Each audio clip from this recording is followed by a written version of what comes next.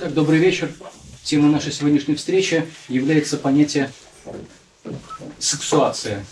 Я хорошо отдаю себе отчет в том, что, возможно, многие из вас не знают, что это такое. Более того, этого не знают и многие аналитики, даже в том числе лакановского направления. И это очень хорошо, поскольку непредвзятость, которую мы питаем по отношению к этому термину, который не имеет перевода, как видите, нам приходится передавать его именно в том самом виде, в котором он прозвучал в трудах Лакана, непредвзятость, которую мы в отношении этого термина питаем, как раз-таки позволит нам очертить его максимально точно, взяв из него то необходимое, что поможет нам оживить здание, над реставрацией которого мы постоянно в нашем семинаре трудимся. Это здание фрейдизма. Надо сказать, что многие сегодня говорят, по крайней мере, это мнение можно услышать, и также увидеть в текстах, что Фрейд устарел. Каждый раз остается непонятным, что в это устарел вкладывается автором, то есть что означает вообще устареть. Означает ли это стать неприменимым или навести клевету на положение вещей. Но в любом случае мы можем воспользоваться лакановской формулой, которую он применяет в 11-м семинаре, и которая звучит следующим образом. Слова, что нечто устарели, устарели сами. Я довольно много с этой формулой возился года 3-4 назад и смог извлечь из нее все то, что, будучи рассмотрен на уровне грамматическом, переводится на уровень топологический. И как раз-таки прекрасно описывает то, чему Лакан посвятил время, назвав его внутренней восьмеркой. Та самая логическая петля, которая по существу и описывает положение субъекта как субъекта экстимного, то есть вынесенного за собственные пределы. Петля эта открывает нам логику, которая позволит нам обращаться с желанием и делать это в достаточной степени грамотно, во всяком случае, как иногда это почему-то формулируют в отношении Лакана, диалектично. Хотя речь, конечно, не о диалектике, а о подвижности совершенно другого сорта. Там, где понятие исчезает таким образом, что вы не можете увидеть, как совершается подмена. В этом, собственно, суть бессознательного и заключается. Когда вы приходите к аналитику, эта подмена понятия становится тем, над чем вам приходится вместе работать. Потому что понятие это всегда уже исчезло. Так вот, в том, что касается сексуации. Можно ли поделать в отношении Фрейда что-то такое, что сегодня не просто бы оживило его текст, но и, возможно, придало ему тот самый смысл, который может получить текст, когда к нему применяют процедуру, однажды названную Хайдеггером коррекцией. Чтобы текст был прочтен, в этом состоит основное положение Хайдеггера, это основная идея Хайдеггера позднего, с ним необходимо работать образом иным, нежели мы привыкли работать с ним в режиме чтения. Я однажды посвятил лекцию чтению, где показал, что чтение представляет собой не просто, скажем так, психофизиологическое взаимодействие с материей текста, но является собой практику определенного сорта, связанную с позицией субъекта. То есть вы читаете не просто, скажем, предвзято или определенным образом, а мы знаем, что существует такое понятие, как герменевтический круг. Оно возникает именно тогда, когда с чтением в Европе возникли большие проблемы. Гадамер решает эту проблему примерно в то же время, что и Хайдеггер, но предлагает решение, которое Соломоновым образом всех устраивает. То есть он полагает, что существует нечто, представляющее собой целостный смысл текста, который, тем не менее, нам не дан. Всякий конкретный раз, когда мы читаем очередное предложение, мы этого смысла не понимаем. Тем не менее, после действий каждое предложение оказывается смыслом насыщено. Решение это чрезвычайно многим понравилось, оно обрело популярность именно у философов, они до сих пор им пользуются. Я полагаю, что на той территории, где мы находимся, мы не можем рассчитывать на так называемую полноту смысла. Именно поэтому и с чтением нужно обращаться иначе.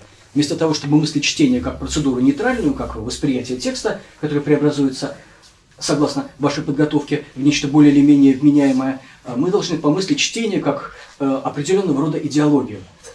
Вы всегда обращаетесь с текстами определенным образом. Есть только один способ читать, как однажды сказал Лакан. Читать то, что написано.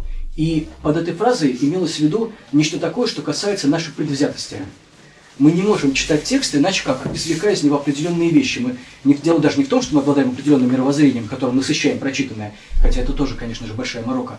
Но, более того, существует нечто такое, что можно было бы связать с желанием другого. И именно в ключе желания другого приобретает для нас текст свое значение. Поскольку у этого желания другого у субъекта всегда с ним большие проблемы, именно это и приводит его в невротическое состояние, то ничто не заставляет нас думать, будто бы мы способны читать так, чтобы действительно текст прочесть.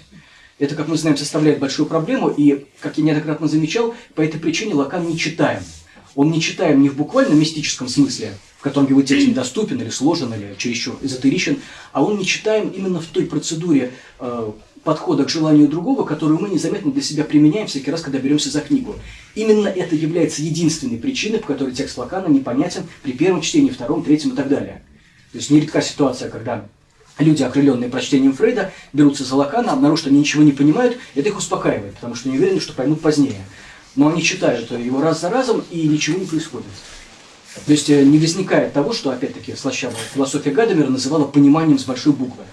Это означает, что текст Лакана нельзя понять. Но, опять же, его нельзя понять не в том вышеозначенном смысле, в котором он непонятен в принципе или вас запутывает злонамеренным образом, а он непонятен именно в том контексте, в котором, как было выше сказано, мы умеем читать.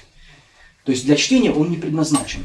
Не в том смысле, что с ним нельзя обращаться как с напечатанным на бумаге текстом, а в том смысле, что нельзя в его отношении применять ту самую процедуру, которую мы применяем обычно. Когда мы читаем, например, вещи, которые я в нашем курсе назвал продуктом латентности. В основном это все философские тексты, которые находятся на оси требования.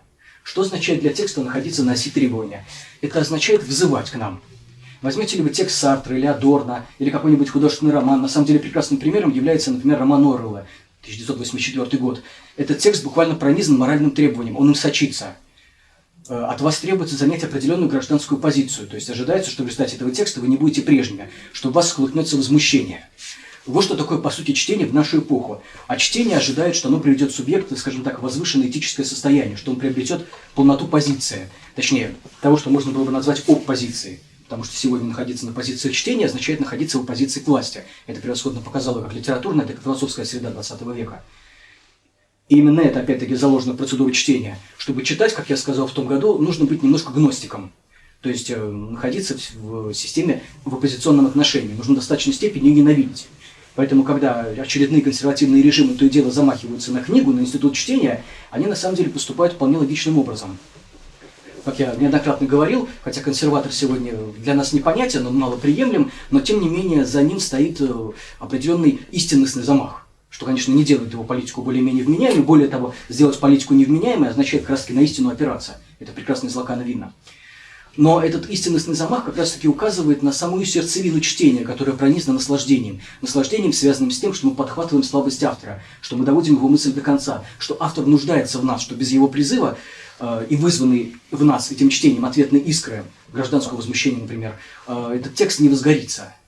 То есть, по сути, как это ни странно, любой текст, предназначенный для чтения, представляет собой пропаганду. И здесь консервативная риторика не ошибается нисколько и даже не передергивает. Так вот, текст Лакана как раз-таки является нечитаемым по той причине, что он не предназначен для того, чтобы вернуть нам наши требования. Лакановский текст в таком ключе прочесть нельзя. Для его понимания необходимы совершенно другие процедуры, причем не теоретического характера. Они не связаны со сложным аппаратом Лакана, который на самом деле не так уж и сложен. Они связаны с тем, что от нас требуется в желании какая-то другая операция. И как только эта операция оказывается освоена, текст Лакана тут же предстает не то чтобы простым, но во всяком случае в достаточной степени логичным, вменяемым, связанным, чтобы можно было, не смущаясь тем, что сегодня ни автора, ни связанного текста не существует, тем не менее полноценно им пользоваться. Так вот, вводя термин сексуации, оживляя его вслед за Лаканом, потому что о нем не так много пишут, я хотел дать пару статей, в частности Эрика Лорана и еще некоторых членов Фрейдового поля, но, по сути, сексуацию они мыслят образом, который до некоторой степени в понимании этого термина неприменим. Именно поэтому я решил не сбивать вас с толку и оставить его, так сказать, нераскрытым, чтобы ни одно толкование не смущало вас заведомо, при том, что вы можете в дальнейшем с этими текстами, разумеется, ознакомиться, составить собственное мнение. Так вот, сексуация, по сути, представляет собой как раз-таки способ того, что можно было бы назвать коррекцией или перезапуском фрейдовского текста. Именно этот термин позволит нам обращаться с Фрейдом так, что он не то чтобы станет актуальным, его актуальность никуда никогда не девалась, именно поэтому разговоры об устарелости довольно смешные, но, наконец, понять его в том ключе, в котором текст Фрейда действительно говорит нечто, имеющее отношение к практикам того, что находится на уровне нашего высказывания. Именно с этим его труднее всего связать. И неудивительно, что когда мы читаем Фрейда, многие чувствуют какое-то отчуждение. Его толкования кажутся натянутыми, может быть, слишком сексуализированными. Что-то, как нам кажется, подводится им чересчур поспешно, что-то, напротив, он объясняет образом слишком окольным. То есть известно, что вообще анализ в целом, его процедуры вызывают смущение. Смущение – это на самом деле не так уж несправедливо. Я сегодня попытаюсь показать, что действительно сам Фрейд настолько доверял некоторым из своих положений, а доверял он им потому, забегая вперед, скажу, что ему необходимо было произвести эффект. Тот самый эффект, который описывается уровнем, на уровне этой самой внутренней восьмерки. Как я неоднократно говорил в курсе, по-моему, 3-го года, Фрейд по существу представляет собой идеальный ответ на желание. Желание той аудитории, которая его слушала, которая его сопровождала, которая его ненавидела потом и которая его предала. Именно поэтому многие заявления Фрейда носили характер, который можно было бы назвать ситуационным, но ситуационным он не с точки зрения социально-исторической. Дело не в викторианском обществе, не в его строгих правилах, не в его наслаждениях, не в его маленьких секретах. Дело именно в способе, которым Фрейд уловил, что некоторые вещи вызывают особенную тревогу. Именно в эту тревогу его текст всегда нацелен, в тревогу слушателей, в тревогу аудитории, в тревогу уважаемых дам и господ, к которым он каждый раз обращается в лекциях по психоанализу. И, уловив эту тревогу, Фрейд, естественно, впал в определенного рода обман. Обман этот не является чем-то таким, что разрушало бы здание психоанализа. Напротив, только так психоанализ и мог состояться, и в этом плане он является подлинно историчностным, то есть он укоренен в определенном моменте. И обманчивость это связано с тем, что Фрейд очень тонко улавливал, какие вещи могут вызвать у публики гнев и страх. Именно поэтому Фрейд с такой силой, с такой резкостью напирает именно на сексуальность субъекта, на то, что субъект подвержен действию некоторой силы, которая представляет собой силу, укорененную на уровне пола. И положение это вызвало чрезвычайное смущение у публики, оно ее раздражало, оно в итоге Фрейда привело к успеху, о чем он сам неоднократно говорил. Если вы читали биографию Фрейда, то знаете, до какой степени успеха он был одержим, как ему важно было признание аудитории, как он мечтал о том, чтобы его имя стало означающим, то есть именем нарицательным. Все это сбылось, но это как раз и было тем успехом, про который Лакан сказал, что во Фрейде нечто осталось непроанализированным. Известно, на что анализ нацелен. Мы знаем, что анализ, по сути, работает не с состраданием как таковым, не с фобией, не с конкретным симптомом, как мы знаем, опять-таки, после Лакана. Анализ нацелен на то, что можно было бы назвать функцией признания. Именно одержимый признанием, жаждой признания в анализ вы приходите. И анализ, по существу, представляет собой то, что ваши аппетиты в итоге поумеряет. При том, что он не заставляет вас своего желания отказываться. То есть, по существу, анализ работает именно с тем, что касается того, как в глазах другого вы выглядите. И желанием, чтобы в глазах другого вы, конечно, смотрелись блестяще. Именно на избавление от этой иллюзии анализ в целом и направлен. Так вот, именно непроанализированная Фрейде побудила его заниматься сексуальностью так, чтобы его работы буквально мозолили глаза. И это же, позволив психоанализу состояться как методике, как впечатляющей и эффективной теории, тем не менее привело в итоге к тому, что Фрейд перестал быть понимаемым. Если вы встречали опровержения Фрейда, пусть даже сколь угодно смешные, наивные, сделанные людьми, скажем так, в отношении теории неблагонадежными, вы, наверное, замечали, что больше всего их раздражала физиологичность Фрейда, физиологичность его учения. Ставка именно на сексуальности, как выражались иные критики, почти что в животном виде. И эти претензии могут показаться сегодня смешными, потому что, опять же, чтение Лакана существенно облагородило фрейдовский фундамент, показав, что по существу все, что происходит, укоренено не в природе, а именно в языке, то есть в измерении сугубо культурном, субъектном. Но, тем не менее, что-то такое в этих претензиях, а заметьте, что они тоже консервативны и в этом плане претендуют на какую-то истину, то есть что-то в них происходит, что-то в этих претензиях и вправду отвечает существу дела. По существу эти претензии – это ответ на фрейдовский эпатаж. То есть бьют они не в сердцевину его учения, которое, естественно, нисколько от этих претензий не пострадает, а именно в то, что Фрейд желал быть замеченным через причинение публике неприятностей. Соответственно, публика имеет право на это ответить, и этим она, в общем-то, и занимается, когда Фрейд относится критично. Так вот, нам нужно разобраться в этих хитросплетениях, в том, что касается категории сексуальности и пола. При том, что, как неоднократно в этом курсе говорилось, мы по существу не знаем, что такое пол. Да, у нас есть определенного рода этимология слова, в русском она сбивает с толку, в английском, напротив, наводит на правильные мысли. Если в русском пол напоминает о половине, о чем-то неполноценном, то в английском, собственно, в сексе, пол намекает на то, что в латыни представляет собой рассекновение, рассечение. Любопытный момент, но Лакан, когда провел свое исследование семиологического характера, так и не смог доказать, что пол действительно восходит к латинскому «сека» – рассекать.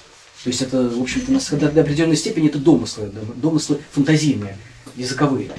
Но в любом случае именно такое значение пол приобретает в европейских языках, и мы теперь знаем после Лакана, что пол представляет собой рассечение не между полами, то есть не между людьми, а ту трещину, которая проходит по каждому полу, его собственную оригинальную нехватку. В этом смысле слово «пол», опять-таки, в его европейской транскрипции является удачным. Но, тем не менее, оно все равно сбивает нас с толку, потому что подводит пол к тому, на чем споткнулся Фрейд, а именно к функции размножения. Пол представляет собой желание совокупления. Именно на этом стоит фрейдовское понятие либидо. И если вы помните, как вы читали Фрейда поначалу, может быть, скажем, там, лет 10 назад, то, возможно, вы были поражены тем, какие банальные вещи он говорит. Либидо представляет собой стремление живых организмов друг к другу, желание сближения. То есть желание буквально тискаться и обниматься, желание сращения. И на самом деле это довольно слабое место именно фрейдовской теории, потому что, как мы теперь опять же после Лакана знаем, именно потому что пол представляет собой нечто такое, что разделено в себе самом, а не только между полами, два пола ни в коей степени не представляют собой нечто целое. Вот эта самая иллюзия, будто бы каждый пол создан, чтобы другой дополнить, иллюзия, которая побуждает нас думать о том, что женщина ведет себя так, потому что так не ведет себя мужчина, всякий раз сбивает нас с толку. Я хочу, опять-таки, сделать небольшое введение в понятие пола, которое приблизит нас именно к понятию сексуация. Так, например, существует очень древняя фантазия о том, что полов может быть несколько, что пол по существу, я чуть не сказал не один, и не почти не оговорился, потому что Лакан, он один, как мы знаем, мужской. Женщина представляет собой другой способ бытия, вне пола. Так вот, фантазия о том, что полов не два, что их больше, постоянно находит отражение именно в культурном пространстве. Когда я читал именно здесь лекцию, посвященную Славу Жижику, я сделал замечание о фигуре, которую мы сегодня называем интеллектуалом. Есть серьезнейшие подозрения, исходящие от консерватора, что интеллектуал не просто вредоносен тем, что он может сказать, но и тем, как он может любить. То есть существует, на самом деле, подозрение касательно его ориентации. Чем субъект более утончен, чем он, так сказать, как выражаются сегодня в интернете, больше умеет в слова, тем, конечно же, сильнее подозрение, что любить он не любит так, как любит обычный, не просто гетеросексуальный, но и, скажем так, генитальный мужчина, в том смысле, который в это вкладывает Фрейд, что интеллектуал не генитален. И действительно, если рассматривать понятие пола в том облике, который Лакан ему тщательно придавал, то обнаруживается, что действительно мы вполне можем говорить об интеллектуале как о бытие каким-то другим полом. Другое дело, что вы, наверное, чувствуете, вы это прекрасно слышите, что категория пола здесь уже неприменима. И нам нужно говорить о разделении какого-то другого порядка. Именно для этого и можно ввести тот самый термин, которым пользуется Фрейд, термин «сексуация». Термин этот сохраняет все то, что относится к сексу, то есть к рассечению, к нехватке, к неполноте, к страданию субъекта, связанному с тем, что в наслаждении ему отказано. Но в то же время сексуация не является больше полом. Говоря о сексуационном, мы не говорим больше о сексуальном. Это совершенно иной термин. Стало быть, от понятия пола мы уходим. И здесь мы достигаем значительного выигрыша, потому что теперь мы можем не приплетать к полу все то, что Фрейд к нему невольно приплетал, и что в итоге его не только запутало, но и довело до существенного ухудшения отношений с академическим обществом. Это опять-таки то, что касается функции слияния и размножения. То есть в сексуации мы больше не говорим именно о тех характеристиках сексуального, которые отсылают нас к занятиям любовью. И это очень важно, потому что, невзирая на то, что лакановские интеллектуалы любовью занимаются крайне охотно, и здесь они обнаруживают пристрастие, конечно же, к, скажем так, популярной литературе, именно потому что они себе не могут ее позволить, они приносят популярные вещи в собственную теорию. Или же, напротив, прилагают эту теорию к популярным вещам, скажем, не занимаются кинематографом. Все это, конечно, милые, невинные шалости, которые себе может, точнее, не может позволить человек определенного склада личности, что, несомненно, отсылает к анекдоту про двух интеллигентов, которые сначала выясняют, до какой степени они прониклись Гегелем и Шопенгауэром, а потом собираются говорить о футболе и бабах. Так вот, интеллектуалу эта операция не позволена, чтобы говорить о футболе и бабах, ему нужно, опять же, употреблять лакановский аппарат. И из этой ловушки никак ему не выскочить. Хотя было бы, наверное, лучше, если бы насекомые и котлеты находились бы друг от друга отдельно. Но в любом случае, для нас важно то, что здесь мы получаем возможность совершенно иного способа осмысления полового, и связано оно с тем, что мы можем опять-таки не говорить больше о любви и не говорить больше о размножении. В том виде, в котором Лакан описывает пол, не находится для такой операции, как любовь, в общем-то, никакого места. И вообще у Лакана очень трудно найти чего-то, что относилось бы к любви. Любовь у него проходит то по разряду воображаемого, то по разряду принципа удовольствия. То есть любовь его интересует гораздо меньше, чем, скажем, влечение. Вот влечение вправду представляет собой большой интерес, потому что влечение основано на функции означающего, на функции выреза, на функции той отметки, которая означающего в бытие оставляет. Это совсем другое дело. Для Лакана это любопытно. Так вот, говоря о сексуации, мы можем отбросить, опять-таки, эти путающие нас, сбивающие нас с толку материи, и мы можем отделить именно в вопросе пола то, что нас интересует на уровне психоаналитическом. Этот уровень, прежде всего, показывает нам, что пол определяется, как уже было сказано на той лекции, не в том, что можно было бы назвать психологией полов, который в итоге совершенно себя запутал всех прочих, потому что как только вы начинаете характеризовать кого-то, говоря, что она это, скажем, сделала как типичная женщина или как самый обычный мужчина, мы, естественно, впадаем в демагогию, потому что то же самое качество, то же самое действие, как уже верно заметили феминистки, будучи помещено в другой контекст, может быть прочитано как типично мужское или женское, наоборот. Именно с этим связаны претензии радикальных феминисток, в общем, небезосновательные, создавших массового материала, показывающего, что некоторые качества считаются мужскими только потому, что мы привыкли видеть в них мужскую славу, мужскую доблесть. Потому что как только этим занимается женщина, как тут же поступок теряет свой блеск. Все это, конечно, несправедливо, другое дело, что с этой несправедливостью трудно что-то поделать. Но в любом случае, чтобы не путаться в категориях психологии полов, мы можем опять-таки, прибегнув к термину «сексуация», указать на то, что в поле нас интересует только отношение субъекта с его наслаждением. Причем наслаждением, заметьте, характера не сексуального, не в том смысле, что оно не имеет отношения к сексуальности, оно, безусловно, не имеет, но в том смысле, что оно не является наслаждением органа, не является наслаждением именно сексуальной разрядки, наступающей совокупления. Именно эти вещи Фрейд никак не мог отличить, более того, настаивать на наслаждении разрядки, наслаждении совокупления, его побуждал тот самый эпатаж, который он до конца своей жизни перед лицом публики поддерживал. Лакан такого рода вещами не занимается, этому благоприятствует и контекст, именно потому что напряжение публики к тому времени спадает, ему удается заговорить о вещах другого сорта. И, как мы обнаруживаем, самым шокирующим для публики является не наличие сексуальности как таковой, не того, что все пронизано сексуальным желанием, а как раз-таки то, что это желание довольно-таки отграничено, что оно не имеет отношения к тем процессам, которые протекают в бессознательном субъекте, что сексуальная разрядка от них надежно отделена, что она даже не является их результатом. Что, более того, сексуальная разрядка представляет собой нечто, скажем так, вмешивающееся в эти процессы, кладущее им конец. Именно поэтому Фрейд, характеризуя эту разрядку в 10-м семинаре, говорит о том, что она представляет собой проявление тревоги. Когда субъект, что называется, кончает, когда он заканчивает то, что в мужской половине человечества называется перформансом, субъект по существу заканчивает все процессы, которые связаны с обменом наслаждением. То есть из этой экономики путем разрядки он выпадает. Именно поэтому, в общем-то, это явление называется термином, сопряженным с концом, с конечностью, потому что здесь все то, что нас интересует бессознательным, просто-напросто заканчивается, его больше нет. И чтобы доказать, что не все так плохо, Лакан приводит пример, который я однажды уже анализировал на лекциях. Это пример молодого мужчины, который впервые в жизни, получив удовлетворение с дамой, и удовлетворившись больше всего не самой дамой, а тем фактом, что он, в общем-то, на свой перформанс способен, возвращаясь домой, встает на железнодорожной насыпи и в свете проходящего мимо вечернего поезда снимает штаны. Для Лакана этот пример обладал крайней жизнеутверждающестью, потому что показывал, что, собственно, делами будуарными для психоанализа на самом деле не очень интересными, все не ограничивается, что есть такие вещи, которые выходят за их пределы, что субъект не кончается вместе, собственно, с окончанием полового акта. Это радостное известие.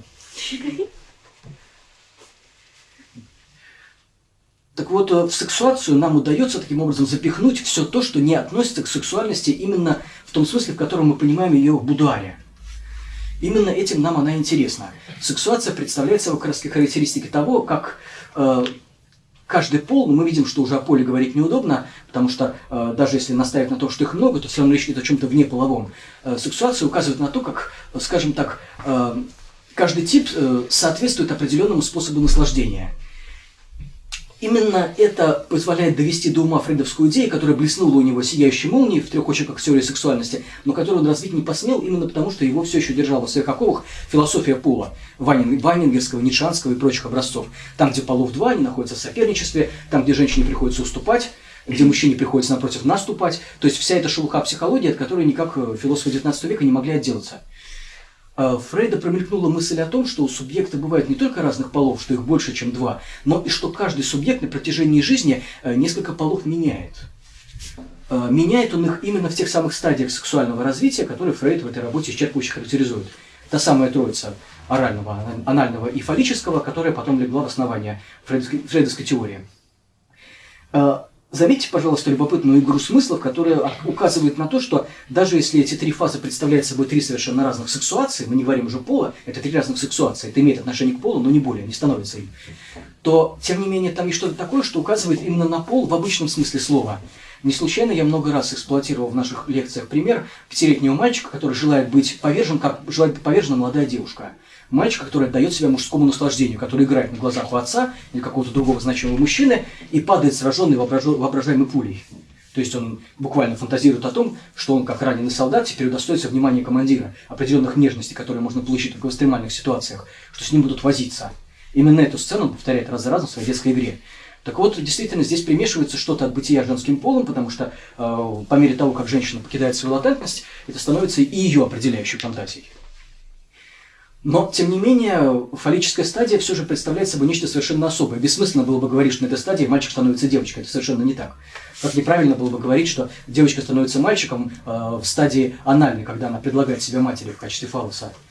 Перед нами именно разные сексуации, не разные бытия полом. И это очень интересно, потому что открывает нам, наконец-таки, путь ко всему тому, что давно уже процветает в лакановском анализе в виде, ну, скажем так, легкого налета постмодернизма.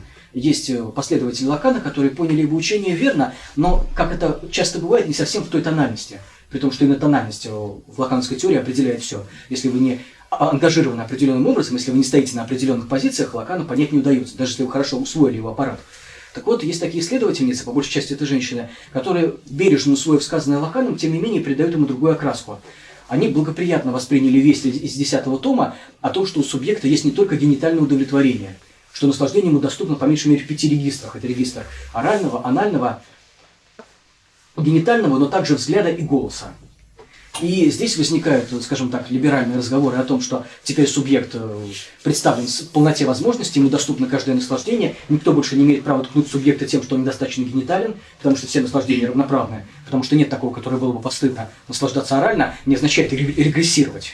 Вот, по сути, какая благая весть заключается в словах Лакана, и, конечно же, она принесла облегчение многим аналитикам, которых раздражала ригористичность своих коллег, постоянно говорящих о регрессии, отступлении на детские позиции, углубляющиеся в ходе регрессии невротизации, с которой нужно работать и так далее. Когда Лакан сказал, что все эти способы равноценны, он на самом деле не сказал, тем не менее, что все задействование каждого способа имеет отношение к наслаждению одинаковым образом. Вот этого как раз сказано не было. Неравенство сохраняется, но теперь оно предстает в новом виде. Мы прекрасно понимаем, что способ обращения с объектом, скажем, на уровне оральном, не то же самое, что способ обращения с объектом на уровне генитальном. Но в любом случае мы говорим о всех этих стадиях как о типах сексуации. Более того, у Лакана есть намеки на то, что, и прямым образом в этом 10-м семинаре, что сексуации больше, чем мы можем себе представить, что есть сексуации, которые, возможно, еще не изучены. Скажем, бытие интеллектуала, может оно быть сексуацией или нет? Скорее всего, да, потому что мы убеждаемся, что интеллектуал имеет отношение с совершенно другим объектом. Для него этим объектом является слово. Если кто-то читал Сартра слова, он, конечно, прекрасно понимает, как это бывает с интеллектуалом. То есть, что означает, скажем, питать влечение к книге. Именно здесь мы можем теорию Фрейда несколько, так сказать, прочистить, дополнить, придать ей лоск, указав на то, что здесь становится ненужным то понятие, которое Фрейд так тщательно развивал, которое было ему необходимо именно потому, что он зашел к зданию сексуальности с определенной стороны, через определенные ворота. Это понятие сублимации. Мы знаем, как Фрейд относился к наслаждениям интеллектуального характера, наслаждениям, скажем, живописью, чтением, искусством в целом, научным творчеством. Он указывал на то, что эти наслаждения происходят из тех же источников, из тех же побуждений, что и отношения генитальные. С одной стороны, это решение было изящным. И в нем даже, на самом деле, много верного. Как мы видим, оно не очень противоречит лакановской теории. С другой стороны, это было, опять-таки, сделано с дарвинистскими намерениями.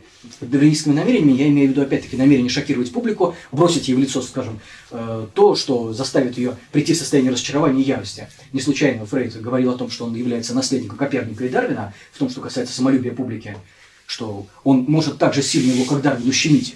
Мы знаем, что теория Дарвина с тех пор была модифицирована, и не в том смысле, что ее опровергли, скажем, с церковной стороны, а в том смысле, что, конечно, никто не сомневается в том, что примат не является субъектом, между субъектом и приматом лежит пропасть. И в этом плане говорить о происхождении человека из обезьяны довольно сложно, потому что, чтобы человек не унаследовал примата, очевидно, язык он взял не от него. И поскольку именно язык делает субъекта субъектом, то поэтому говорить о прямой линии эволюции, конечно же, не приходится. Как неоднократно Лакан указывал, человек сотворен в результате креационистского акта. При этом это не означает, что Лакан стоял на религиозных позициях или был верующим. Это означало лишь то, что Лакан указывал на то, что у нас нет возможности говорить о этапе эволюции, который привел к возникновению человека. Более того, у нас нет никакой возможности говорить об этапе эволюции, который привел к возникновению бессознательного. Бессознательное начинается с отцовского убийства, Притом убийство это происходит в определенный момент с точки зрения Фрейда, то есть оно имело место как историческое событие. Именно с этого момента возникает история, то есть перед нами акт сотворения из ничего, потому что до этого убийства ничего не было. После того, как это убийство совершилось, ничего не исчезло, но оно модифицировалось, оно превратилось в форму. Так вот, говоря о сексуации как о ином способе бытия полом, не должны ли мы опять-таки вернуться к креационистской перспективе? Ибо мы видим, во-первых, на это указывает уже Фрейд, что разные типы сексуации не переходят друг друга эволюционистским способом. Лишь очень плохое понимание Фрейда заставляет нас говорить о том, что ребенок от оральной стадии переходит к анальной, после нее к фаллической и так далее, следуя к венцу творения, собственно, генитальному состоянию. На самом деле совершенно очевидно, что у ребенка нет никаких механизмов, которые позволили бы ему от питания грудью перейти к пользованию горшком. Перед нами вмешательство того, что Лакан называет требованием. Если мать не потребует от ребенка, чтобы он управлял своей нуждой в определенном месте, вторая сексуация не случится. Это же касается сексуации фаллической, которая связана с отцовской нехваткой, с требованием отца оказать поддержку, встать на его место, подарив матери наслаждение. То есть всякий раз сексуация появляется как гром с ясного неба. Она могла бы не состояться. Она не вытекает из предыдущей. И в этом отношении говорить в терминах креационизма более уместно, чем говорить об этом в терминах эволюционизма, в которых сам Фрейд, правда, иногда говорит, опять же, в тех же 3 очерках. Так вот, говоря о том, что перед нами не разные стадии сексуального развития, а разные сексуации, разные вне бытия полом, мы таким образом можем заключить, что перед нами нечто, имеющее отношение именно к креационистскому языку, потому что что по существу творится в креационистском акте? Мы знаем это от Аристотеля, творится форма. Ничего, кроме формы, не существует в реальности. Реальность никакой материи не знает, как, опять же, доказывает нам Аристотель. Реальность знает только форму. Форма и есть то, что Лакан мог бы назвать реальным. Ничего, кроме форм, в реальном нет. И в этом плане справедливо высказанное Аленом Бадди подозрение о том, что в реальном, скорее всего, находятся не глубинные переживания, не то, что мы называем хтоническим ужасом, или то, что феминистки называют хорой, спрягая учение Лакана с собственным учением о возникновении женщины. Напротив, реальность, скорее всего, напичкана формулами. Формулы, которые описывают топологическое расположение объектов. Или, точнее, топологию объекта в отношении себя самого, его скручивание, складки, дыры, проникновения, выворачивание в себя самого и так далее. Ничего больше в реальном нет. Тем не менее, это имеет очень серьезные последствия для аффекта. И более того, мысль Лакана заключается в том, что любой аффект, который мы испытываем благодаря тому, что существует форма. Но какая форма? О какой форме идет речь? Совершенно очевидно, как я подчеркивал 2 года назад, читая курс, посвященный лингвистике и акту высказывания, совершенно очевидно, что эта форма представляет собой оболочку наслаждения. Именно поэтому попросил я вас сегодняшнему занятию перечитать отрывок из Лакана, где описано это превращение, и первая фраза которого звучит следующим образом. «Прикосновение к реальности обеспечивается аппаратами наслаждения». Поначалу эта фраза может показаться чистейшей белибердой. Более того, ее смысл не проясняется, если мы поймем ее эпатажно. А заметьте, что здесь есть искушение. На самом деле, чтобы прочитать Лакана, нужно увидеть, каким образом каждый раз Лакан преодолевает искушение Фрейда быть эпатажным. Если у Фрейда, как правило, присутствует чистый вызов, скажем, настоянием детской сексуальности, чем не вызов, в конце концов. Некоторые до сих пор сегодня не могут с этим смириться. Чем сильнее публика чувствует себя некомфортно, чем сильнее удается Фрейду пробудить не тревогу, тем сильнее он на своем положении настаивает. В этом состоит операция Фрейда, его вмешательство в знание со стороны тревоги. Именно поэтому Фрейд принципиально читаем, потому что точно такую же операцию делают и многие другие оппозиционные авторы. Выступают ли они против власти или против традиционного понимания власти, как это делает Фуко, выступают ли они против капитализма, как Адорно или Жижик. Совершенно очевидно, что здесь операция довольно прозрачна. Иное дело, что аргументы могут быть более-менее изощренными. Лакан представляет собой другую операцию написания текста, которая состоит из 2 шагов, по меньшей мере. Я описывал ее, опять-таки, несколько лет назад. Эта операция требует хода конем, двойного жеста. Вы ходите конем всякий раз, естественно, перенося его с клетки на клетку, то есть того самого углового движения, которое подразумевается этим ходом, вы не совершаете. Его делает разве что ребенок, который учится играть в шахматы, которому проще понять, куда именно походить, чтобы не сбиться. Мы делаем это автоматически. Но совершенно очевидно, что поворот в нашем движении спрятан. Ведь шахматы можно двигаться только по вертикали или горизонтали. Никакого диагонального движения там существует нет, тем более диагонали, которая не является точной. Ход конем уже не представляет собой чаще или квадрат, это прямоугольник, точнее его половина. Так вот, этот самый поворот, разумеется, в ходе конем заложен. И именно этот поворот, скрытый, невидимый, тот самый, который мы глотаем в нашем жесте рукой, заложен и в представлении лакановского текста. Всякий раз Лакан предлагает нам частичку эпатажности, то есть так Лакана можно прочитать, так даже многие его читают, но за эпатажностью скрывается какая-то другая мысль. Так вот, в высказывании прикосновение к реальности обеспечивается аппаратами наслаждения, как раз-таки превосходным образом представлена операция этого скрытого поворота. Если мы эту фразу начинаем понимать оппозиционно, как мы читаем текст того же Жижика, например, то мы видим, что в ней заложен протест. Ведь мы привыкли считать, что наслаждение к реальности не имеет никакого отношения, что между наслаждением и реальностью нет ничего общего. Более того, мы вспоминаем Фрейда, который показывает нам, что принцип удовольствия отделен от принципа реальности, что принцип удовольствия туманит мозги, а реальность, напротив, вмешивается в принцип удовольствия, подобно порыву свежего ветра, отрезвляя нас и побуждая нас к поступкам зрелого характера. Так вот, явно, что этой мысли Лакан противоречит. С его точки зрения между наслаждением и реальностью есть ближайшее соположение. Но прочесть Лакана оппозиционно, увидеть в его высказывании оппозицию расхожему мнению, которое противопоставляет удовольствие и реальность, означает еще прочесть ее не полностью. Мы еще не сделали поворота. Мы только на половине пути. Мысль же Лакана заключается в том, что действительно то самое, что называем мы реальным, невозможно без наслаждения уловить. Наслаждение, по мысли Лакана, представляет собой феномен, который не дан в опыте. При этом мы прекрасно понимаем, что как раз-таки реальность и есть то, что в опыте не дано. Нам не нужно, скажем, читать Юма или Беркли, чтобы понять, до какой степени то, что мы называем опытом, носит обманчивый характер, до какой степени ограничено оно тем, что можно было бы назвать нашими вибрисами, нашими щупальцами, выпускаемыми в реальность и хватающими ту ее часть, которая нам на сегодняшний день подходит. Так вот, в том, что касается наслаждения, для него характерно то, что его нельзя уловить, что называется, на опыте. Именно поэтому наслаждение предстает точнейшим, надежнейшим инструментом именно того, что можно было бы назвать прикосновением к реальности. Поскольку познать реальность как раз таки означает применить инструмент. Она не дана нам в том виде, в котором мы с ней взаимодействуем. Напротив, по мысли Лакана, взаимодействие с реальностью как раз таки происходит в режиме принципа удовольствия. Иначе мы ее постичь не в состоянии.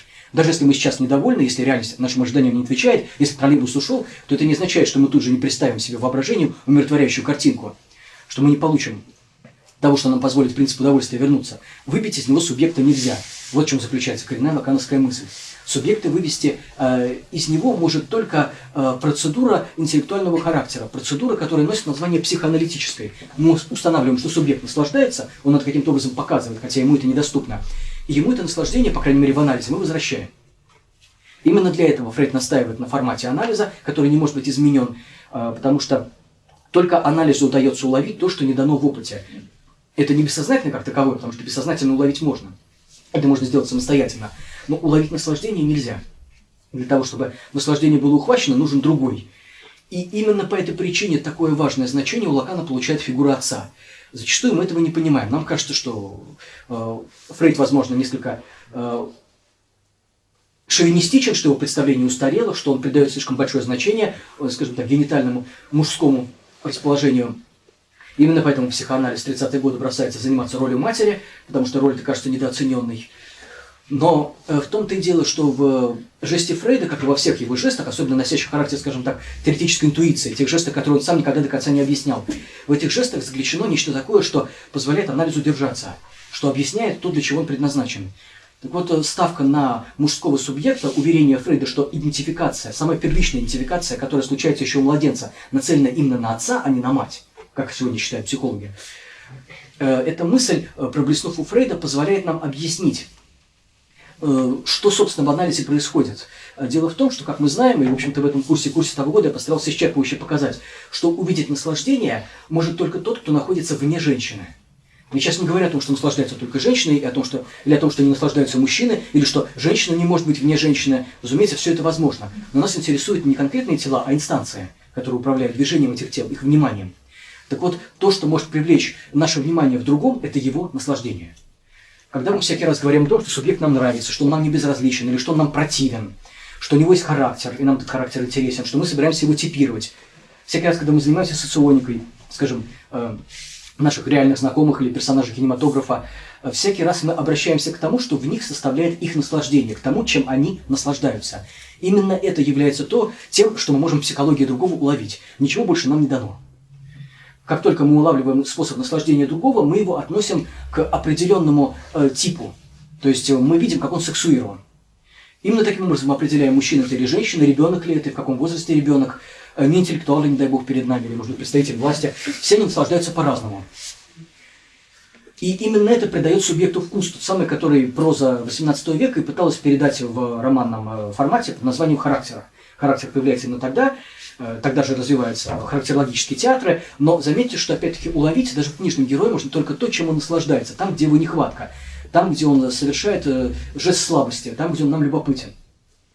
То есть именно поэтому Лакан заявляет, что прикосновение к реальности осуществляется аппаратами наслаждения. Только аппарат, который способен распознать наслаждение, ни цвет, ни вкус, ни запах, ни форму, ни звук, а именно тот аппарат в нашем желании, который обеспечивает распознавание наслаждения в другом и отвечает за реальность другого. Ничего иного у нас в распоряжении нет.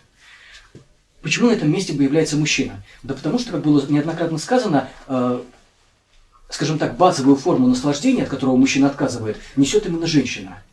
То есть именно женщина наслаждается по преимуществу, и именно мужчина является тем, кто ей на это указывает. Скажем, выражает недовольство, воспрещает ей наслаждаться посредством разного рода социальных манипуляций, скажем, брачного характера. Или заставляет ее наслаждаться определенным образом, опять же, в браке, заставляя ее приобрести наслаждение генитальности, наслаждение, которое я назвал наслаждением падения, склонения перед мужчиной, показа ему своих слабостей, пробуждение в нем тревоги по поводу этой слабости. То есть аппарат наслаждения является чем-то таким, что несет, конечно, в себе каждый из нас, но доступен он именно тому, кого Фрейд называет праотцом, тому, с кем каждый мужчина, вступая в фазу гениталиса, идентифицируется. Потому что быть мужчиной значит быть чувствительным к непристойному наслаждению, которого не надо бы, и которого сам мужчина в своем поведении, конечно, тщательно избегает, при том, что он получает свою толику другими способами. Именно поэтому в этом году я заговорил о брачной жизни и о том, что может мужчина в ней получить. Но, так или иначе, все равно на страже остается именно мужской аппарат. Именно по этой причине Фрейд утверждает, что любой женщина, ребенок, мужчина идентифицируется именно с праотцом. Потому что только у праотца есть тот глубочайший секрет, который обеспечивает его раздражительность по отношению к наслаждению. Заметьте, что физиологи ведь тоже называют воздействие на рецептор раздражением. И это вызывает иногда усмешку учеников, слушающих курс биологии, потому что они под раздражением понимают совершенно другое. Раздражается тот, кто зол. Но заметьте, что здесь это приобретает неожиданный смысл. Действительно, у мужчины вызывает раздражение, наслаждение женщины. Он не может остаться безучастным, ему нужно принять воспитательные меры. Они не обязательно носят грубый характер, они могут выступать в виде иронии, юмора, ласкового осаживания, поддразнивания, демонстрации того, что женщина немного заблудилась. Но в любом случае, все эти демонстрации мужчина осуществляет именно опираясь на ее наслаждение. Он его воспринимает. Именно это единственное открывает ему доступ к другой сексуации. Никакого другого доступа не существует. Именно потому называем мы наслаждение формы, потому что форма по преимуществу есть то, что можно воспринять. Сегодня мы, скажем, больше знаем о природе звука или света, и мы хорошо представляем, что они тоже являются собой формой. Звук, скажем, можно отобразить в визуальном режиме, тоже касается света. Их можно ощупывать. Пусть даже это совершается посредством ментальных процедур, когда мы, например, считываем формулу шума, в зависимости от его цвета. Таким образом, то, что позволяет нам считывать реальность, представляется по определению форму. Именно поэтому мы говорим о том, что наслаждение тоже имеет форму. Сексуация, по сути, и есть форма, пронизанная наслаждением. Это обеспечивает нам разницу полов. И надо сказать, что здесь пролегает еще одно измерение, которое ставит крест на том либерализме, том налете постмодернизма, в рамках которого Лакана толкует, указывая на то, что сексуации много и все они якобы равноправные. На самом деле, совершенно очевидно, что неравенство здесь заложено в самом начале, что сексуации все имеют место одинаково, так сказать, весомо, но при этом каждая сексуация субъекта ставит в определенное положение. Мы знаем, как называется это положение для женщины – обесчещение. Мы знаем, как называется это положение для ребенка – подчинение. Мы знаем, как называется это положение для интеллектуала – гонение. То есть всякий раз сексуация, отличающаяся от бытия полом, потому что пол может быть только один, как было сказано, мужской, только он представляет собой функцию пола в надлежащем смысле, то есть функцию, которая связана с предоставлением фаллического. Так вот, всякая сексуация, которая отличается от бытия мужским полом, конечно, претерпевает так или иначе. Она этим, конечно, наслаждается в том числе. Именно с этим связана фантазия, которая разворачивается между интеллектуалом и властью. Власть по существу делает все, чтобы интеллектуал насладился, чтобы намекнуть его на его положение, чтобы пробудить в нем память о том, кем он является. Для этого и нужны те аппараты, которые Ницше называет болевыми аппаратами, аппаратами первичной социализации, аппарат наказания. Так вот,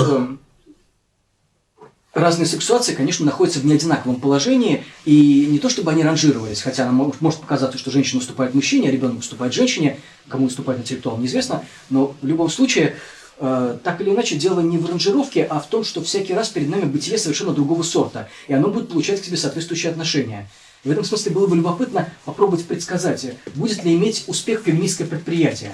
Я не имею в виду попытку добиться для женщины равных прав или чего-то подобного, хотя это тоже, в общем-то, дело непростое. Но в любом случае, будет ли иметь успех именно, так сказать, программа «Максимум» с феминистской стороны, программа, в которой женщина никаких эмоций бы, связанных с ее отличностью от мужчины, больше бы ни у кого не вызывала. Это хороший вопрос, и такое впечатление, что ответ так или иначе будет отрицательным, то есть что борьба будет длиться непрерывно. Равно как не удастся для ребенка добиться того, чтобы бытие его ничем не отличалось от бытия женщины и мужчины. Какие бы воспитательные, уважительные меры бы не применялись, как бы мы в ребенке не видели личность, здесь всегда будет что-то такое, что ребенка поставит в положение, прекрасно описанное Фрейдом, в работе ребенка бьют. Мы знаем, что соль этой работы и ее фокус в том, что бьют не конкретно того ребенка, который фантазирует, а каких-то других детей. То есть ребенок – это существо, которое наслаждается тем, что бьет других детей. И, по всей видимости, с этим ничего поделать нельзя. Так ребенок конституирован на уровне своего наслаждения. Это его сексуация. Он за нее будет прочно держаться, и фантазия, которую мы обнаруживаем в анализантах, не дает в этом отношении обмануться.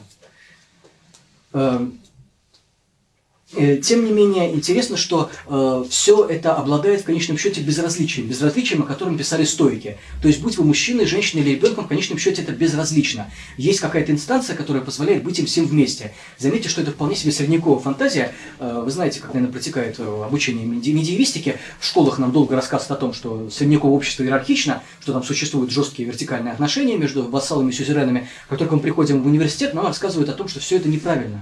Что на самом деле бытие Средневековья как раз таки отличается тем, что каждое сословие в нем обладало совершеннейшей самостоятельностью и могло на другое сословие плевать. Ну, с исключением определенного рода омажей, в ходе которых они вступали в отношения торгового обмена. То есть Средневековье представляло собой то самое мозаичное общество почти мультикультуральное, которым сейчас грезят многие представители левого авангарда, что искать его нужно там. Не случайно эти же представители левого авангарда зачастую имеют фантазм ремесла, цехового сотрудничества, на котором основана левая идея в ее творческих проявлениях, она метит, как замечают многие проницательные критики, именно туда, назад. То самое Средневековье, которое еще не было тронуто первичными завоеваниями, мореплаваниями, образованием государственности в ее современном фукианском типе. И это интересное измерение, в котором каждому позволено быть, неизвестно за счет чего, должно было бы нас насторожить. Оно сегодня очень болезненно воспринимается чувствительными элементами нашего общества. Взять те же феминистские сообщества, как только речь заходит о том, что женщине позволяют быть, они взрываются яростью. Но не потому ли они взрываются яростью, что что-то в них отзывается на это утверждение, что они подозревают, что так оно и есть. Другое дело, что во всем они винят мужчин. Это по его милости женщина может иметь или не иметь часть дневного рациона. И здесь приходит на ум одна забавная компьютерная игра, которой много времени посвящает мой племянник. Эта игра представляет собой ваше погружение на территорию аквариума, из которого вы периодически удаляетесь, чтобы собирать всякий хлам на разного рода так называемых уровнях, для того, чтобы потом за этот хлам покупать в аквариуме другой хлам. Так вот, в этот аквариум можно купить себе рыбок, и они представляют собой превосходную модель того, что можно было бы назвать обществом. Я бы даже сказал высшим обществом, потому что они беспрестанно разговаривают. Они болтают, они делают какие-то умозаключения, они рассуждают о том, как вы играете, почему вы выиграли, проиграли, они вас хвалят, подбадривают, они вас злословят, когда вы уходите. Так вот, это самое высшее общество очень обеспокоено проблемой кормежки, которая тоже там предусмотрена соответствующей функцией. И когда вы долго проигрываете, рыбы с беспокойством спрашивают друг у друга: надеемся, это не скажется на дневной норме корма. Так вот, фокус, конечно, состоит в том, что, разумеется, не скажется, потому что кормежка происходит автоматически, более того, за нее получаете бонусы. И в этом смысле это представляет собой нечто такое, что происходит именно в обществе, где представлены различные типы сексуации. Каждый из них беспокоится о том, не скажется ли мужской гнев или мужская недоброжелательность на дневной норме корма. И всякий раз борьба идет именно за это. И мы не можем до конца установить, кто этот корм распределяет. Всякий раз, когда к мужчинам обращаются, когда к ним, скажем, обращаются петиции феминистки, выясняется, что этим ведают не они. Возникает даже целое движение мускулистов, которые, по выражению феминисток, пищат, что мужчин тоже притесняют. И это притеснение указывает нам на то, что мы не в состоянии разобраться, за чей счет мы существуем. То есть за чей счет обеспечивается распределение форм наслаждения, кто это наслаждение поддерживает, кто за него отвечает, почему оно циркулирует. И с одной стороны, благодатная весть, как было сказано, заключается в том, что будь вы женщиной или ребенком, вы все равно наслаждение урвете. Потому что, каким бы дискриминационным ваше положение ни было, всем в итоге плевать. Норма корма распределяется на всех одинаково. С другой стороны, негативная сторона этого в том, что она обеспечивает иллюзию мужского всемогущества, которая больше всего, конечно же, сказывается на положении самих мужчин. Под давлением этой иллюзии они превращаются в то самое жалкое существо, которое Лакан называет реальным отцом. И которое только и делает, что бегает в поисках этого корма, воображая, что именно оно его добывает. Что, разумеется, конечно, не так. Он получает его, как и все прочие. От той же самой системы, о которой нам ничего не известно. И вот этот вот допуск, который обеспечивает, если не гармоничное, то, по крайней мере, добрососедское существование сексуации, по существу остается нерассмотрен. Это первейший вопрос, которым задается Фрейд, поэтому он пишет книгу «Анализ масс человеческого «я», потому что он не может понять и призывает читателей понять, что они не понимают тоже, каким образом все это здание держится. То есть за счет чего существует общество в функциях сексуации, то есть в распределении наслаждения. У Лакана можно найти немало интересных размышлений на эту тему, особенно в 17-м семинаре, где он говорит о запруде, как накоплении энергии в логове господина. Но по существу и он не дает нам ответа на вопрос о том, где, в каком резервуаре это распределяемое между сексуацией и наслаждением хранится, кто его обеспечивает, на чьи деньги мы его покупаем. И поэтому в следующий раз я собираюсь говорить о том, что в 17-м семинаре у Лакана предстает под именем обладателя знания, которого Лакан называет богачом. Богачом он является потому, что он может купить знания. В общем-то, не имеет значения ни безделушки, которые он приобретает, а имеет значение именно то, что касается знаний, то есть покупает он речь. И именно в покупке речи содержится то, что касается наслаждения. Если мы не знаем, откуда оно происходит, по крайней мере, мы можем увидеть, как оно распределяется. Именно по этой причине в этом году я так много времени посвящаю латентности и процедурам аллитературивания, которые она в социум привносит. По этой причине, для того, чтобы разобраться в сексуации, для того, чтобы понять, что поддерживает ее форму, именно к распределению наслаждения в знании нам и нужно обратиться. Именно поэтому нам необходимо экономическое измерение, которое Лакан вслед за Фрейдом так бережно развивает. Спасибо, вопросы.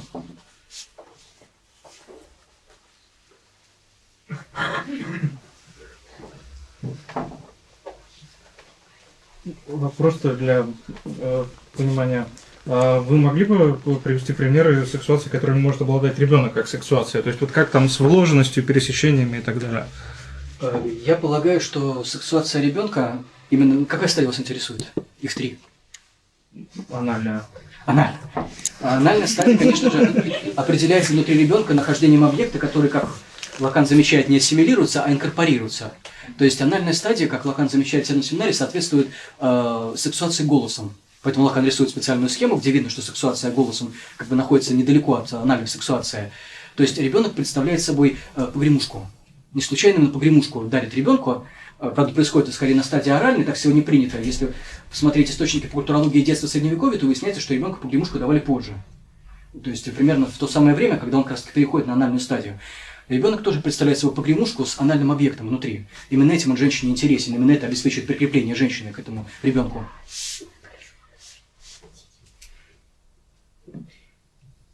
Я скорее к тому, что есть сексуация с достаточно буквальным значением женщина, мужчина, ребенок. Есть более абстрактные. Вы говорили про интеллектуала, оппозиционера. Это вот более абстрактные понятия. Совместите ребенка с какой-нибудь абстрактной сексуацией. По-моему, я сказал, что ролью ребенка является именно подчинение, то есть это подчиненный субъект, он подданный, как выражается в одном месте Лакан. Окей. Хорошо. Вот вы упомянули в конце знания, что богач обладает знанием, да? А вначале вы сказали, что консерватор обладает истиной какой-то. Так, может быть, консерватор тоже все-таки обладает знанием, а не истиной? Но если бы он обладал знанием, то он бы не вел себя так, как он себя сегодня ведет. То есть его способность кидаться на любое проявление оппозиционности, как на красную тряпку, указывает на то, что кроме истины он не видит ничего. Знание находится именно у богача. Богач, как мы знаем, не является консерватором. Даже на заре нового времени богач представляет собой иную фигуру. Трудно представить себе богача, который выступал бы за сохранение существующих условий. То есть до определенной степени богач либерален. Этого у него не отнять. Другое дело, что он своим знанием не сексуирован. Я поэтому сказал о сексуации знанием среди интеллектуалов, потому что богач сексуирован совершенно другим. Он знания покупает и продает, но оно его не искушает. Искушена им другая персона, это читатель. Богач не платит за знания. Он его покупает, но он не платит. Да, он не платит, совершенно верно. Значит, этот богач, он связан с дискурсом капиталистом? Какое-то отношение имеет? Дискурсом капиталиста? Да. Ну, на самом деле, Лакан Там же знания. в Италии дал очень мало наводок на то, чем этот дискурс мог бы являться. Во всей видимости, да, поскольку фигуру богача Лакан вводит в 17-м семинаре, и там же он вводит свои дискурсы, то, по всей видимости, есть какая-то связь между дискурсом капиталиста и богачом, но нам придется реконструировать самостоятельно. Так дискурс капиталиста же позже возникает. Он возникает позже, но здесь положение метонимическое. Фигура богача возникает в том же семинаре, где возникают все дискурсы. То есть, в общем, вопрос верен. У Лакана могла мелькнуть какая-то мысль, когда он продолжил делать дискурса дополнением 5-го.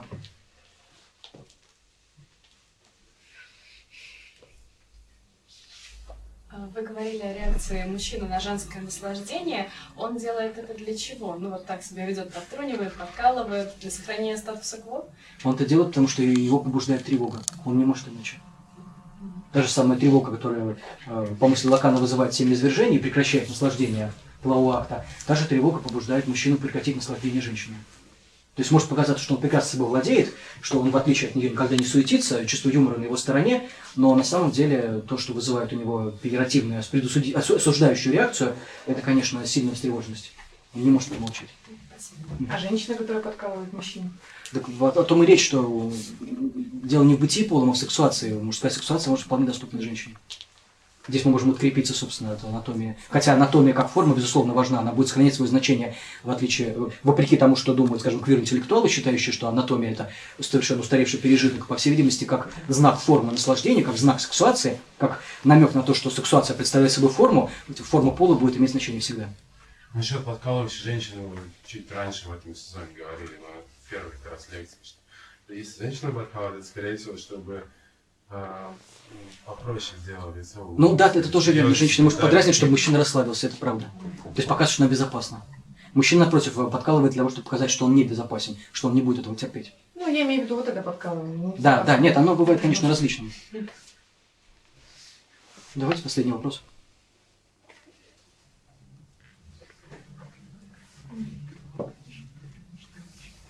Вот когда Лакан говорит мужчина и далее, или женщина далее, лучше понимать по умолчанию как тип сексуации или как именно что-то, обладающее сексуальным тоже? Это скорее тип сексуации, на что указывает 5 глава в 20-м семинаре, где Лакан представляет свои формулы сексуации, можно с ними ознакомиться. Действительно, мужчина на одной стороне, женщина на другой, но Лакан сразу же говорит о том, что, скажем, есть мистики, которые занимали женскую сторону.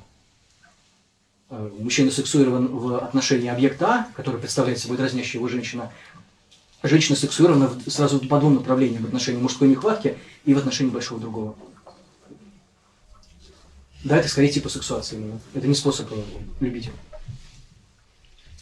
Ну что же, я благодарю всех, жду в следующий раз.